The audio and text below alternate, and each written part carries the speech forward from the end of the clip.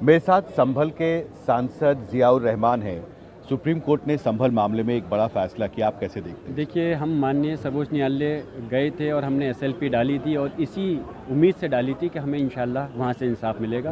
और अल्लाह का शुक्र है, माननीय सर्वोच्च न्यायालय ने उसको एक्सेप्ट किया एसएलपी को और एक अच्छा जजमेंट दिया। तारीखी है कि उन्होंने कहा कि अभी उन्होंने रोक लगा दी है बाकी नीचे की अदालत पर, और आने जो रिपोर्ट है उसको बंद सील लिफाफे में रखने के लिए कहा गया है और प्रशासन को हिदायत की है कि वो न्यूट्रल है, शांति व्यवस्था बनाए।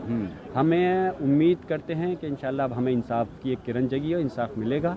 और अभी हम एक याचिका और डालेंगे कि माननीय सर्वोच्च न्यायालय इसके अंदर एक गठन जो हो आयोग का, उसके अंदर सिटिंग जज होने चाहिए सर्वोच्च न्यायालय के, जिससे कि वहाँ सच्चाई का पता चल सके कि किस प्रकार पुलिस प्रशासन के लोग इस घटना के जिम्मेदार हैं और जो पीड़ित लोग हैं उनको इंसाफ मिल सके।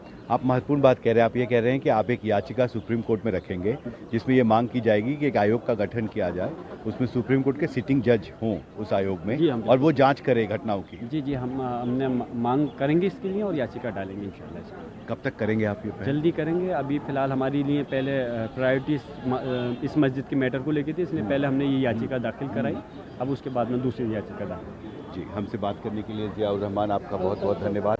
मेरे साथ कांग्रेस के सांसद शशि थरूर हैं। संभल मामले में सुप्रीम कोर्ट ने दखल दिया है और जो पहल करने का निर्देश दिया, आप कैसे देखते हैं इसको?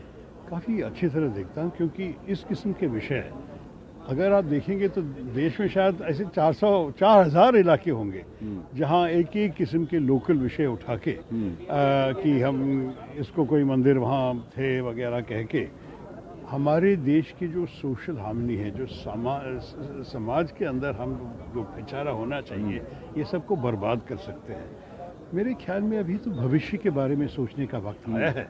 हम बिल्कुल इस किस्म की चीज़ें करना ठीक नहीं है। बेहतर है कि सारे सुप्रीम कोर्ट देख के, और अगर प्लेसेस ऑफ वर्शिप एक्ट 1991 पे कोई मतलब है, मतलब यही था कि इस किस्म के विषय को बार बार उठाना ठीक नहीं है।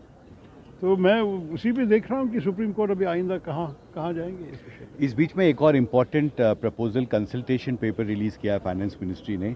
एफडीआई इन इंश्योरेंस को 74% बढ़ा के 100% करने का और स्टेक होल्डर से कमेंट्स मांगे हैं। आप कैसे देखते हैं इस पहल को? ये भी मेरे ख्याल में बुरी बात नहीं है। मुझे और डिटेल पता करना पड़ेगा, लेकिन जैसे मैं जानता हूँ कि दुनिया की जो इंश्योरेंस कंपनीज जैसे काम करते हैं, हमारे देश की जनता के लिए शायद बेहतर सर्विस मिल जाएगा। तो उसमें कोई बुरी बात नहीं है कि विदेशी इंश्योरेंस कंपनीज आके ज़्यादा इन्वेस्ट कर रहे हैं हमारे देश में, माने लीजिए। तो 3 कानून है, उनको संशोधन करने की ज़रूरत होगी। Insurance act 1938, life insurance corporation act. जी, क्योंकि लाइफ इंश्योरेंस कॉर्पोरेशन आपको याद है पूरा नेशनलाइज करने के बाद बनाया हुआ था। तो अभी ये इन इफेक्ट डी नेशनलाइजेशन होने वाला है। लाइफ इंश्योरेंस कंपनी के नहीं है, LIC के नहीं है, लेकिन बाकी सब विदेशी कंपनीज को भी आने का मौका मिलेगा। तो यह पॉजिटिव और आप सपोर्ट करेंगे? पर्सनली मैं और पढ़ाई करने के बाद ही बता सकता हूँ कि सपोर्ट करूँगा या नहीं, लेकिन ऐसे on the face of it मुझे तो कोई तकलीफ नहीं रहता। जी, हमसे बात करने के लिए शुक्रिया। मेरे साथ बीजेपी के वरिष्ठ नेता लोकसभा सांसद जगदम्बिका पाल हैं। संभल मामले में दखल देते हुए सुप्रीम कोर्ट ने जो फैसला किया, आप कैसे देखते हैं? सुप्रीम कोर्ट का जो फैसला होगा उसको सरकार अध्ययन करेगी और उसके हिसाब से कार्रवाई करेगी। जी, हमसे बात करने के लिए शुक्रिया। संसद भवन से हिमांशु शेखर, NDTV इंडिया।